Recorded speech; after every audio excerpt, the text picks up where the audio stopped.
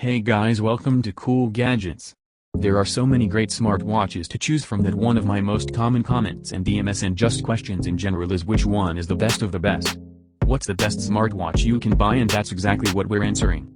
In this video, today we're going to talk about the top 6 best smartwatches you can buy in 2021 and why do we choose 6. Well, everybody has different needs.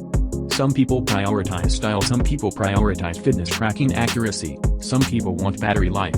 So we have 6 different categories in this video to figure out which is actually the best of the best when it comes to smartwatches. Starting off, category number 1 is the best for battery life. This one's pretty easy, pretty straightforward. Secondly is the best fitness tracker.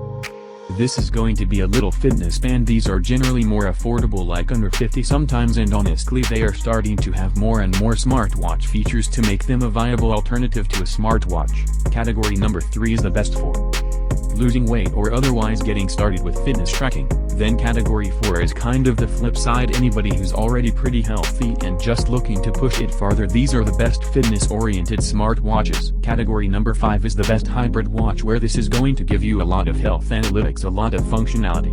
Some of them give you NFC payments, and at the same time, they're giving you that classic analog watch look, a really nice aesthetic. Then of course the last one, category 6, the overall best of the best, the easy recommendation for just in general if you didn't prioritize anything in 1 through 5 and you just want to know what's the best smartwatch, that's gonna be category number 6. On top of that, I'll add bonus. Category number 7, I'm not allowed to talk much about it yet, but you'll see when we get there. So starting off, category number 1. This is the best battery life. This is not the 1-day Apple Watch, the 5-day Garmin, not even a 30-day watch. This one I've had it for an entire year and I've actually never charged it once. This is the Casio G-Shock GBD H1000. Which at first glance I know you're thinking it's just a basic digital watch. It's actually not. It has a lot more under the hood. So this has Bluetooth connectivity, which means you're getting notifications, you're syncing up workouts with your phone, and it also has GPS on here. It has heart rate tracking, has an accelerometer, a barometer, a compass, all types of different sensors on here to give you some pretty in-depth analytics, and it's also very accurate. So how does the battery last that long? Well, if you look on the front, on the outside, you'll see that there actually is a solar panel there, which is recharging this watch as you go. So like I said, I've had this for a whole year. I've never had to charge it once. I don't even know where the charger is. So whenever I'm planning a trip that's off the grid, backpacking, kayaking, something like that, and I don't plan on being around an outlet for a couple days, this is always my go-to, really a solid pick for the best battery life. That brings us into category number 2, which is the best fitness tracker. I mentioned that these are getting better and better every year, and they're becoming a really viable option or alternative to smart watches, and the winner this year is a very clear one in my opinion, and this is the Xiaomi Band 6, selling at somewhere around 50, but of course it depends on where you live. You're getting a lot of function, a lot of bang for your buck on this one, where you're getting a very large display on the front. It's also a great quality display, very bright, very vibrant, and the functions on here, I mean, it really stacks up to a pretty valuable smartwatch, honestly, from like I said, music controls to honestly very accurate heart rate tracking. But of course the drawback here is that you don't have GPS, you don't have NFC payments. At least not here in the US, and so anybody looking to track with GPS, you could either run with your phone. As long as your phone's nearby, it's going to use your phone's GPS and then just pull from that and use it, which is fine. But for anybody looking to use GPS and not run with their phone, the alternative would be to get something like the Fitbit Charge 4. I talked about that a lot last year. It's a little bit more expensive, but on sale you can still probably find it for around $100. You're getting GPS, you're getting NFC payments, and I mean, it's still a little fitness band. And that brings this into category number 3, which is the best smart watch for losing weight or otherwise getting started with tracking your health and your fitness. And really I want to differentiate this from the next category, because in this category you probably don't care as much about your VO2 max. You don't really care if it pairs with like a Peloton and a heart rate strap. Really what you want is something that looks nice, works as a smartwatch one during the day, but at the same time keeps tabs on your health and kind of gamifies it and gives you metrics that make it easier to understand and digest and keep you moving in the right direction. And honestly, out of all these brands, the one that does it the best, in my opinion, is Fitbit. Fitbit is my go-to recommendation for anybody who is looking to lose weight, and the Fitbit Sense is really a fantastic device for that. So you have all types of analytics on here, from heart rate and GPS of course, but also skin temperature and all types of stuff like that, and they kind of break it down and gamify it in a really good way. So rather than looking at exactly what your heart rate level was all the time, they can just give you heart rate zones and let you know like how long you worked out in a fat burning zone, how long you worked out in a cardio zone, and where your goal was as well, to let you know if you met your goals today or if you didn't get there. And on top of that, with the Fitbit Premium or with Fitbit the app in general, you are able to connect with other users out there, and it kind of gamifies it even further. So I found people have a lot of success with devices like this one. But of course the limitation on this one kind of leads us into the next category.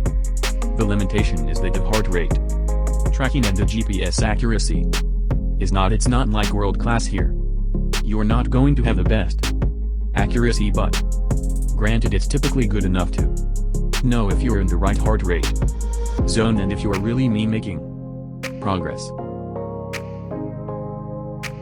And that brings us into category 4, which is the best fitness smartwatch, and the emphasis here is on smartwatch, because there are other sports watches out there like the Polar Vantage V2 or the Garmin Phoenix watches, which are really geared towards just sports. I'm talking about something that's going to be a well-rounded smartwatch that also really accurately tracks and follows your workouts, and I think the obvious pick here is the Garmin Venu 2. This is actually the 2s right here, the Venu 2 and the 2s are nearly identical, just different in size, and it's really a fantastic device. I've been wearing it for a little while.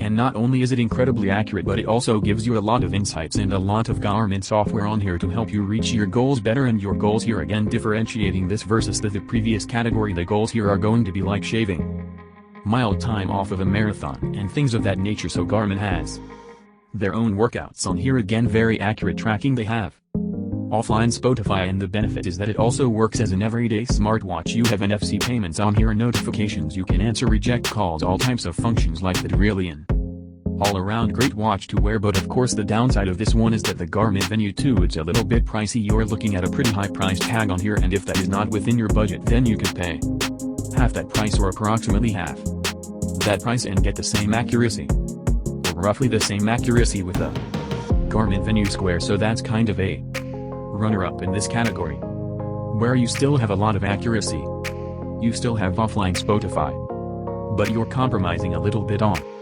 the build quality, the style, and the display quality. Category number 5 is my personal favorite, and this is the best hybrid watch. I find that I'm wearing hybrid watches more than most other watches on this list because 1, they usually have a longer battery life, and 2, the big one is that I personally think they look better. And so my pick for this category is actually the Withings Scan watch. I've been wearing this watch for a while and I really like the overall build, the design of this, the aesthetic of it, because hybrid watches really focus on aesthetic. This one is going to be my pick for this category. I love how this one works, and it also has some really advanced health analytics on here, from heart rate tracking and sleep tracking on their back to an actual look on hair as well, so you can keep tabs on your heart. And it's a really nice simple design you can easily scroll through with a little rotating crown on the right side and track workouts. Check out your SPO2, your heart rate, all types of stuff like that. It's really an all-around a great watch. But the downside in this one, of course, I always have a runner-up, because there's always a little catch on these. The catch is that this is not yet FDA approved, which means it's not available in the United States yet. So if you're in the US, you might want to consider getting my runner-up here, which is the Garmin Viva Move Style, or the Viva Move Lux for that matter. These watches look fantastic, and it's made by Garmin of course, so you're getting a lot of that software that I talked about with the Venu and the Venu Square. And you also have NFC payments, so for some people, you might actually prefer the Garmin Viva Move Style. And that breaks this into category number 6. The best of the best, the overall number 1 smartwatch. If you didn't prioritize any one thing that I mentioned before, this is going to be my recommendation for you, and no surprise here, it depends on which operating system you have. So we'll start off with the Apple users. If you use an iPhone, the obvious choice here is the Apple Watch 6.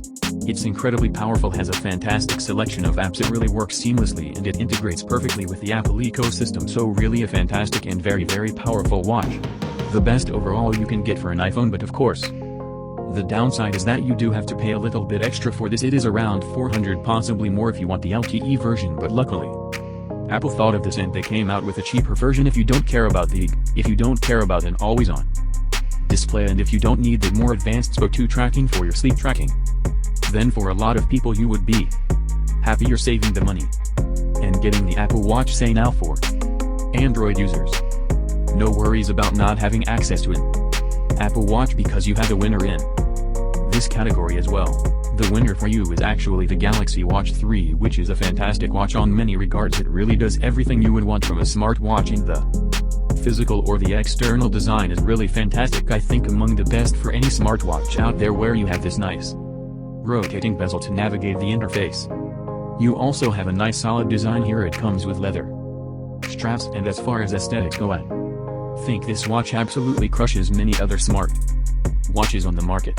And so finally, category number 7 is a brand new smartwatch that I'm actually not allowed to talk about. It's under embargo, but it's right off camera right there. It's running the brand new Snapdragon 4100 chip, and I can't talk about it. I can't talk about it yet, but it's a really great experience at a much more affordable price. So you guys can leave a comment if you've had any experience with these smartwatches or any others. Leave a comment below and let me know which one you like best and why. As always, if you enjoyed this video, consider liking and subscribing.